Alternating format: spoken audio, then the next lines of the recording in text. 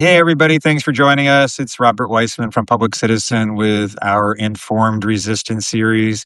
Super excited today to be in conversation with Jessica González, the co-CEO of Free Press. That's freepress.net.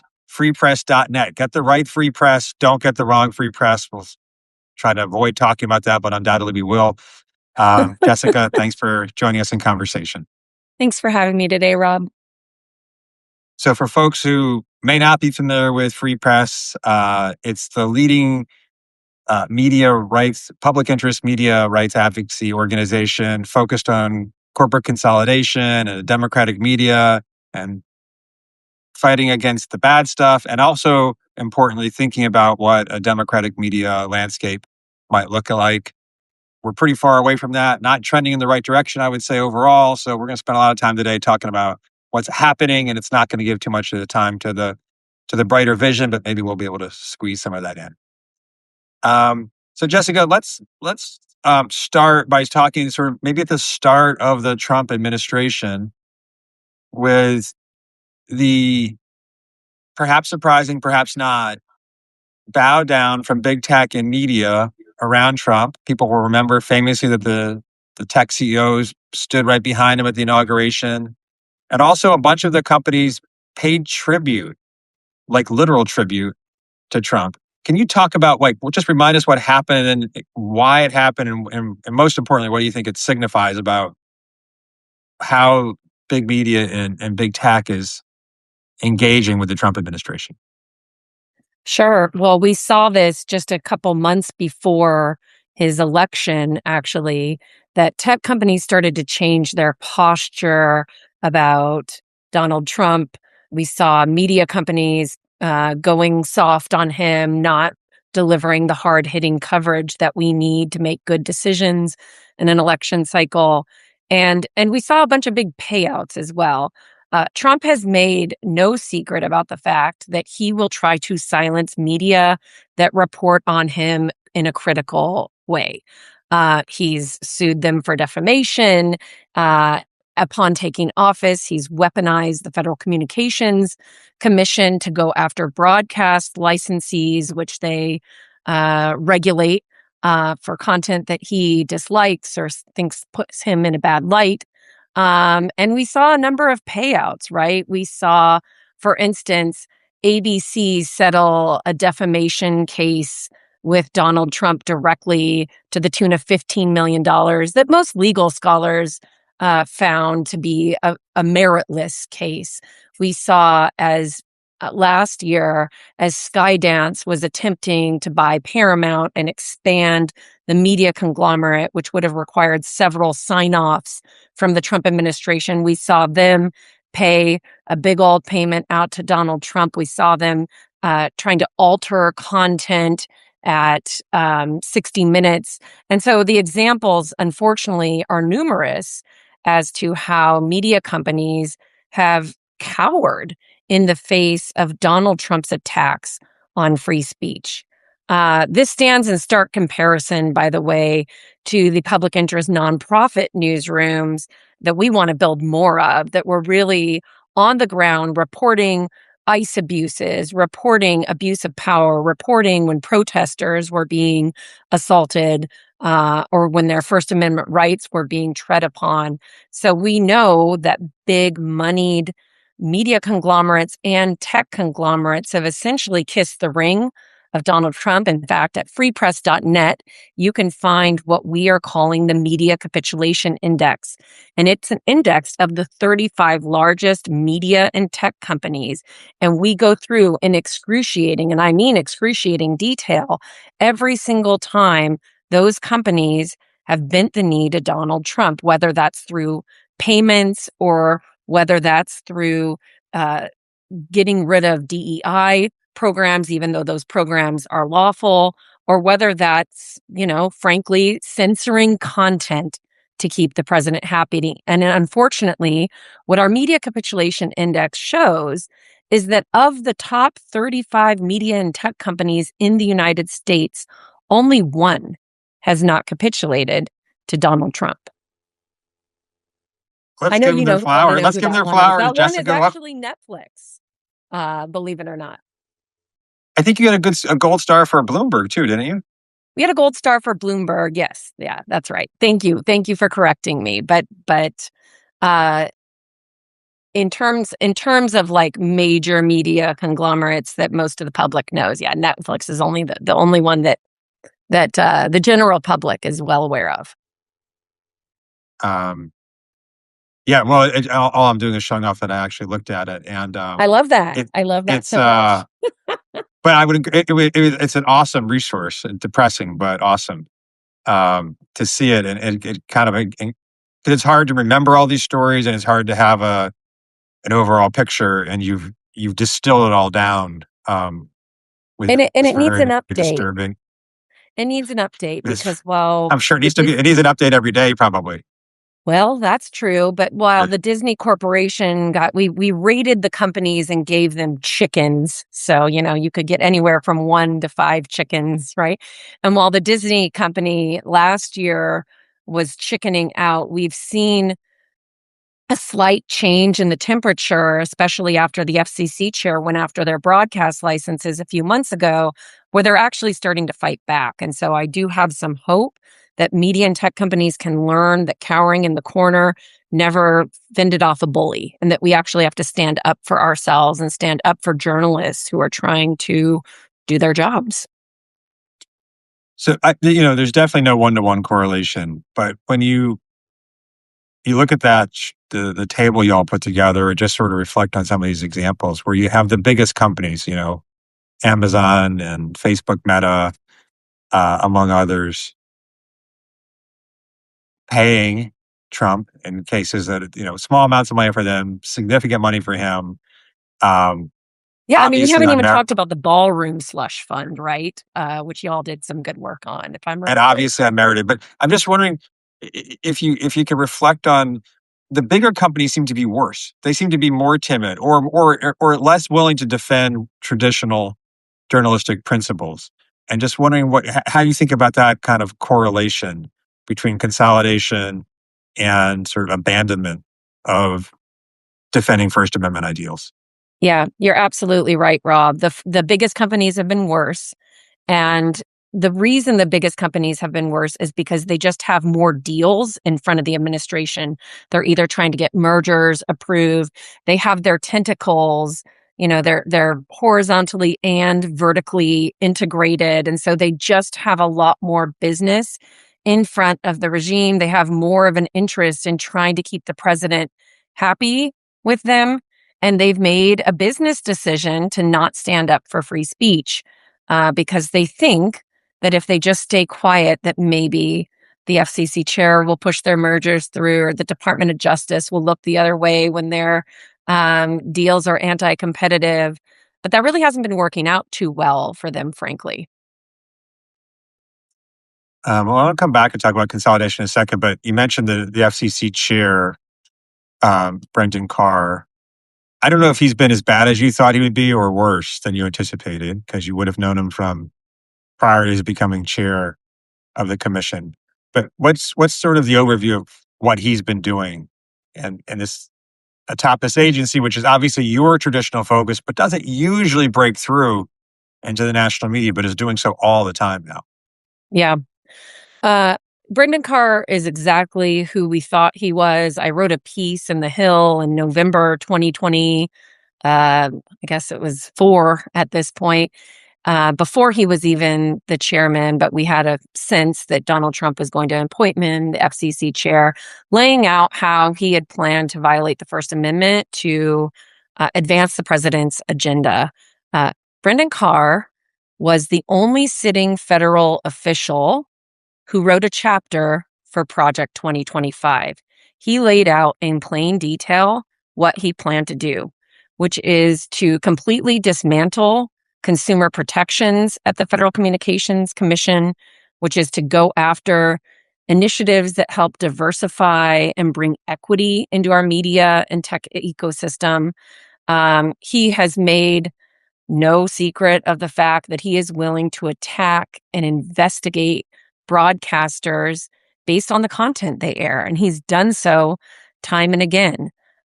He has put forward an aggressive deregulatory agenda, which doesn't just include waiving or eliminating FCC regulations, but also includes attempting somehow, remarkably, to eradicate statutes set by Congress, which is, the body that authorized the FCC to exist in the first place. It's just remarkable the lengths that he's willing to go um, to serve the president and to completely trample on the notion that we have independent agencies with special expertise whose job it is to protect consumers and advance free speech. I mean, I can share some examples if you like, but I'll tell you a couple things that are pending right now that are just frankly disgusting. We are fighting Brendan Carr right now on uh, a proposed revamp to the TV rating system, which frankly the commission has no authority to supervise, nor is it constitutional for them to tell private companies what kind of content they can air in this context. This proceeding seeks to make broadcasters put labels on content that shows trans and non-binary characters. There's a separate proceeding that we're fighting having to do with how much any one media company can own. So Congress set that limit at 39%, that meaning broadcasters can only reach 39% of the United States audience. They can't just massively expand into every audience. He is trying to revoke a statute, which he does not have authority to do.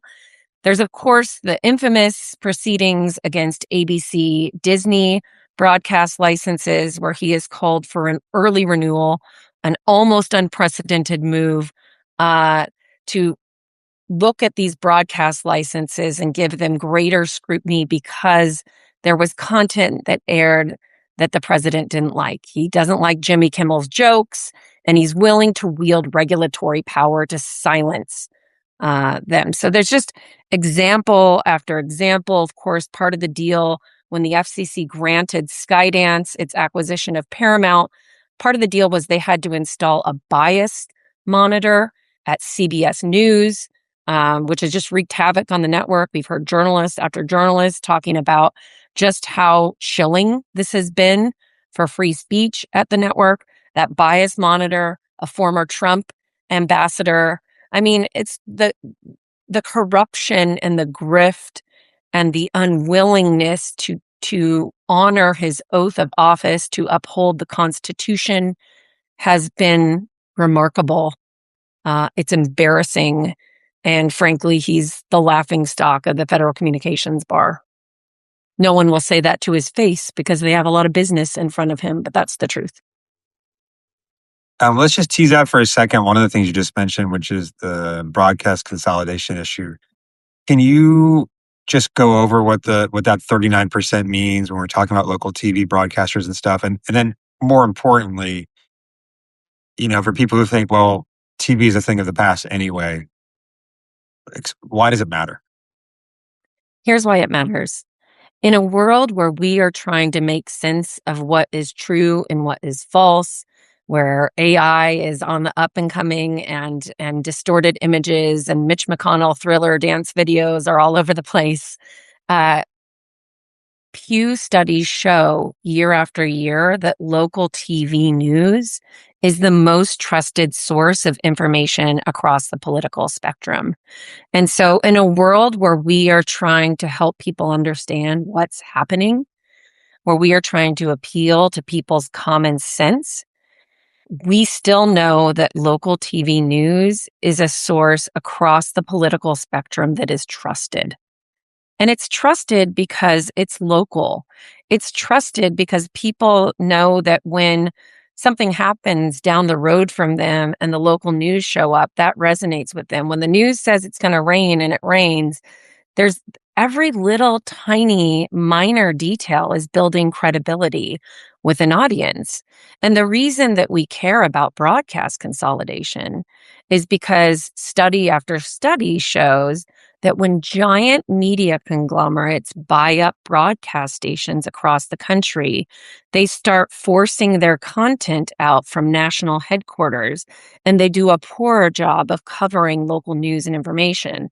Now, we're already in a news and information crisis because over 50% of journalists have lost their jobs since 2000. So we're already squeezed really tight. We're already lacking for information about our school boards, about what's happening at our local city hall. I mean, I live in Los Angeles, and even in a city this big, the second largest media market in the United States, I'm starved for information about what's happening in my neck of the woods.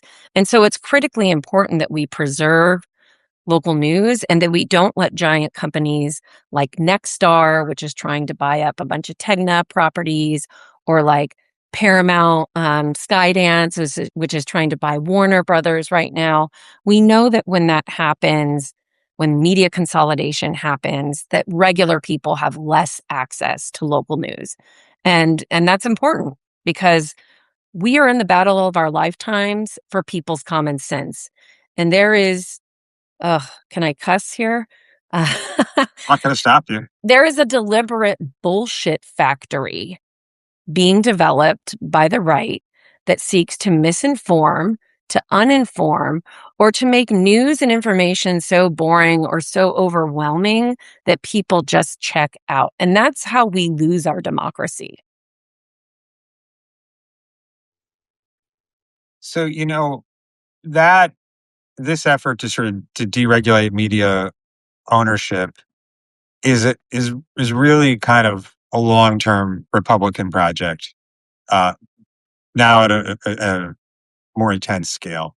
But so much else of what he's doing, Brendan Carr, is really contrary to the longstanding Republican project at the FCC, which is basically to just deregulate and get out of the way and hand things over to the broadcasters. The sort of the affirmative weaponization is not something we've seen, and it's in decades, and it's totally antithetical to what Republicans have screamed for at least that long. How does that circle get squared? And is there any pushback on the Republican side at all for what Brendan Carr is now doing on behalf of Donald Trump or MAGA or whatever it is he thinks he's doing?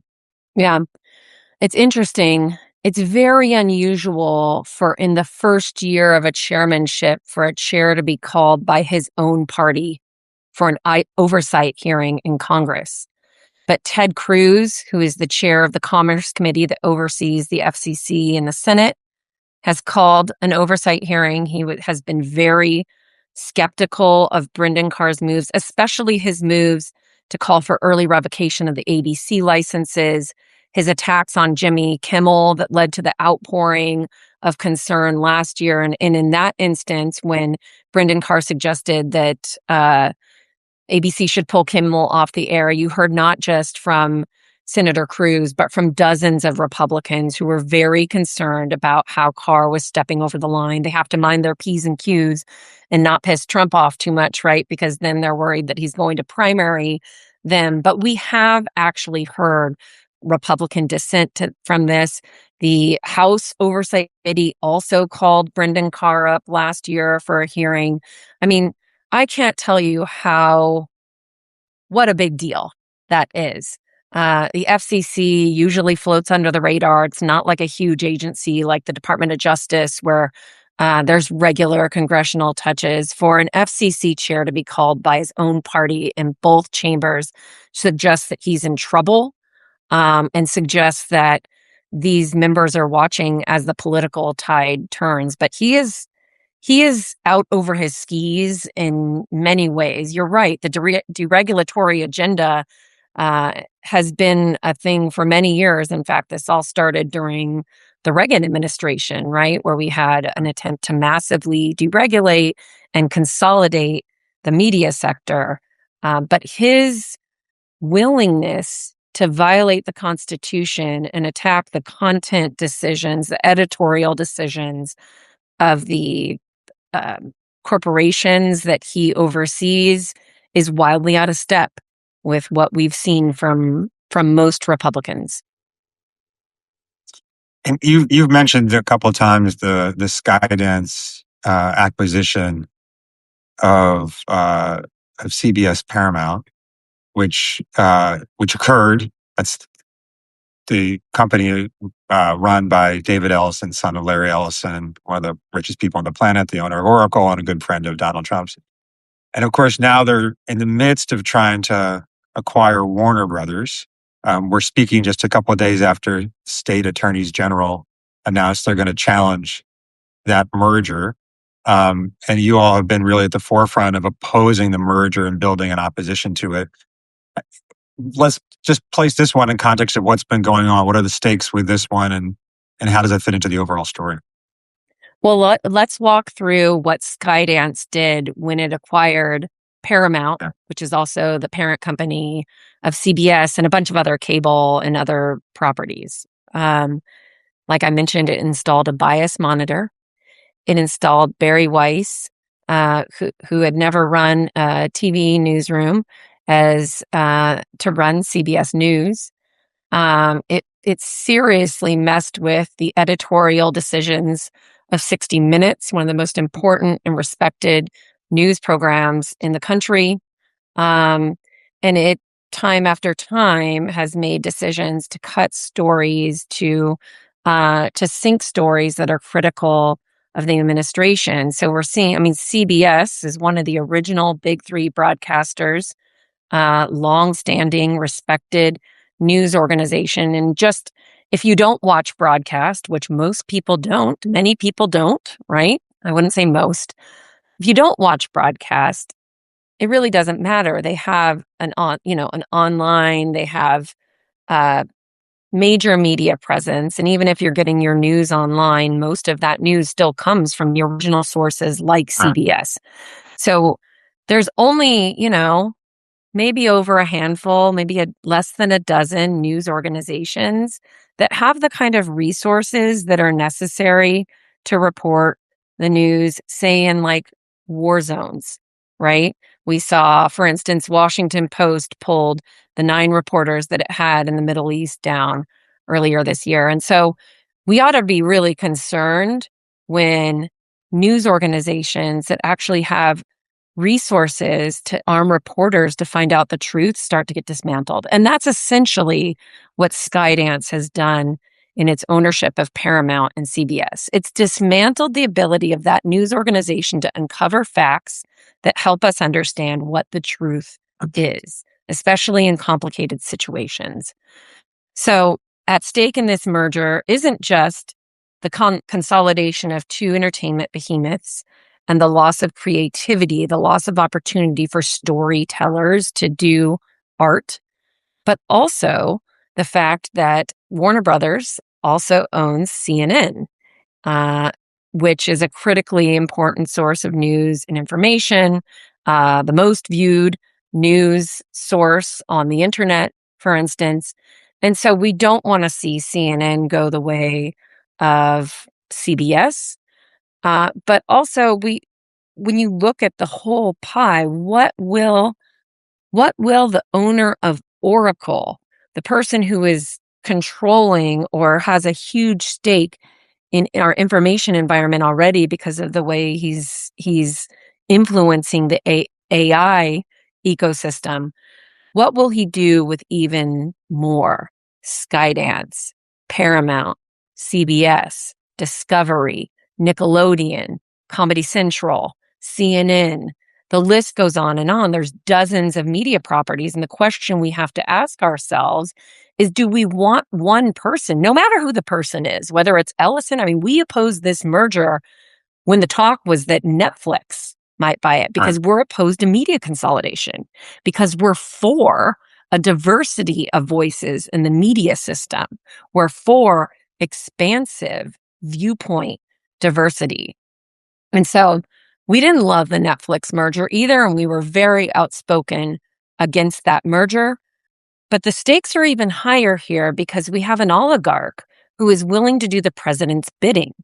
And this is exactly what happened in Hungary under Viktor Orban. This is exactly what happened in the Philippines. Pick a country that in our lifetimes has gone from a democracy to an autocracy. And you will see that they have had a deliberate strategy to consolidate and control the media ecosystem so that they can control the narrative. And frankly, I don't want the narrative to be controlled about the government, by the government. That's what the First Amendment was supposed to be all about. But it's really, really dangerous. That's it in a nutshell. Uh, Good you know, nutshell. about, I'm not a Hollywood person, even though I live in LA. I watch films, but I'm not in that creative industry. But we've heard a ton from coalition partners about the impacts on jobs. And we always think, there's very little sympathy for Hollywood because the people who are famous, they're rich, they're glamorous, all the things. But if you live here, you know that there's a ton of working class people in that industry who are going to lose their jobs if this merger happens. These are grips, these are hairdressers, makeup artists, people who go to work every day, are living paycheck to paycheck, and are already feeling the squeeze because of the consolidation. So we're, of course, concerned about writers and actors and blue collar workers losing their jobs. But we're also concerned about what happens when storytelling gets consolidated, right? And especially under a regime that's trying to silence critics and especially critics of color. That's what the attacks on DEI are all about, which is not letting people tell their own stories in their own words. And that's how we get to understand one another. Listen, I grew up watching mostly all white people tell stories about white people on TV, and I enjoyed that. It was still good entertainment, but I never saw a Mexican nerd on TV until I saw Ugly Betty. And you know what? That filled my heart with joy and possibility. And why would we want to take that away? That's what's at stake. That's what's at stake is not just like the news and information, but also the magic and this of storytelling is under threat from Paramount Skydance's takeover or attempted takeover of Warner Brothers. Yeah, I think that's so important. It's easy, at least for people in our space, to sort of understand and explain the news element because it's very direct. But these are two of the giant movie studios talking about combining, and there's both the piece about just like what's the quantity of output going to be, but also the diversity in all the senses of that word that are unavoidably that is unavoidably diminished when it's under one house instead of two. Obviously, better if it was under six or more. Um, yeah, it's racial and ethnic diversity, but it's diversity of views and creativity and different styles and willingness to be adventurous and let the next mind blowing thing happen on the movie screen. And the it's it's not a one to one. It's not so easy to identify, but in fact, the Hollywood culture industry is huge for shaping Americans and people around the world's understanding of the world itself. And if Mm-hmm. you're consolidating that under the grip of the Ellisons, you're really asking for trouble.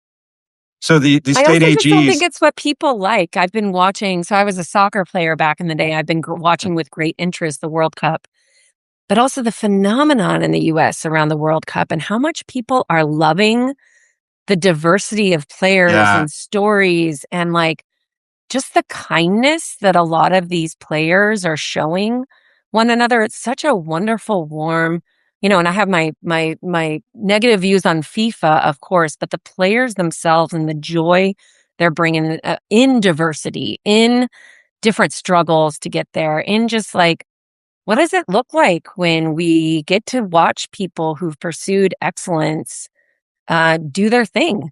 That's what we're missing out on. That's the unquantifiable magic that we're missing when consolidation happens. And, I have a lot of friends in the industry, including a friend who made the conversion from Fox to Disney when those two companies merged. And we know there is less risk taking. It's just more cookie cutter content instead of the sort of stories that I do see people feeling inspired by if you look at the memes on the internet. okay, we're about out of time, but I do want to just do a couple things real quick to be more uplifting. So, let's just tell the story here on the Paramount Warner Brothers. Like, you've really been leading the advocacy, and it's had this direct result where now there's a real legitimate challenge from the state AGs to permitting the merger, so an effort to block it by the state AGs. What's happening there, and what do you think the prospects are for the state AGs to succeed? So 12 state AGs sued, led by California, on Monday. They've also filed for a preliminary injunction to block the merger. That hearing for that preliminary injunction will happen on Friday, tomorrow. And there was an attempt by Paramount to request that this all get expedited because they have a shot clock on their merger, which got summarily dismissed by a judge in like a one sentence. No, we're not doing that. We'll see you on Friday. So we are awaiting the court's decision on whether that injunction will issue. I think it's critically important that it does. And then, I'm sure Paramount will try to have the case dismissed. I doubt that will happen. We'll go through a regular court proceeding. In the meantime, the shot clock is ticking. If Paramount doesn't close this deal by September, they have to start paying Warner Brothers something to the tune of $7 million a day, $650 million a quarter. So I suspect there's only so long they'll be willing to do that. And just to be clear, that's self-imposed. Like the parties agreed to that, so they can't go blaming somebody else. They made that deal. That's right. They made that deal on their own fruition. Yeah. So it's all credit to the AGs for bringing this case, but also I know quite a bit about what went into getting them to the place to do it, and you all are really leading that. So, well, thank you. That's very kind. But the truth is, hundreds of people have been working on this, including you. We had that great event outside the Institute for Peace protesting, and it's been a real team effort. Appreciation for your leadership in this. And then let's just take the last thing. You talked about this idea about a democratic media and nonprofit alternatives. I'm sure you could talk for 3 days about it, but as against everything we were talking about, where would you like to see the media world evolve so that it is more decentralized, it has different models and more diversity? Well, listen, we saw public media defunded by the federal government last year. We need to come up with a plan for a new version of public media. The existing or the former system was imperfect, but we can and should be investing public money in critical news and information. We're way behind other developed nations on this. And we have some really interesting models. We passed a bill in New Jersey 7 or 8 years ago and developed what's called the Civic Information Consortium. Other states are looking very seriously at similar models. We have something kind of similar here in California, where taxpayer money helps support local news and information that gets distributed by an independent third-party body that ensures editorial independence of newsrooms. And some fantastic journalism is coming out of public media. I mean, I wish I could name every single newsroom, but in the face of attacks on our communities, I have never seen such great reporting about ICE in particular, as groups like LA Taco, Calo News. I mean, the list goes on of independent newsrooms that are really holding it down, while our mainstream media are frankly shirking their duties. Yeah, it's exciting. It's certainly an area for experimentation and creativity. And I think the really important thing that you all are so on top of is, starting your own Substack is awesome. And for the people who can make a go of it and maybe even hire some person to work for them, that's great. And lots of people are doing amazing things that way. But that's not a systemic means of funding media at scale. And the old way is going, or gone. So we got to invent new stuff, and it's exciting to begin to think about that. And we're going to be following what you're doing. We'll try to be part of it at Public Citizen, and just really appreciate what you all are doing in this space. All right, everyone, that's it. That's been Jessica González from freepress.net. Make sure you go to the right one, freepress.net. Robert Weissman from Public Citizen. We'll be back next week with more Informed Resistance. Thanks, everybody.